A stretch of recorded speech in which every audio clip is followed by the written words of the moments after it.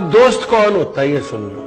पतरस बुखारी कहते हैं दोस्त वो है जिसके साथ आप बैठे हैं और कोई गुफ्तगू नहीं हो रही, लेकिन आप खुश हैं कि वो पास बैठे हैं, ये दोस्त है। दोस्त वो है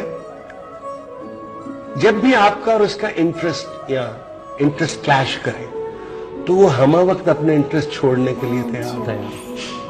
ये भी दोस्त है। दोस्त वो है जो हर वक्त वो करने को तैयार हो जो वो समझता है आपके हक में, तो फिर दोस्ती और मराइल से भी आगे चली जाती है।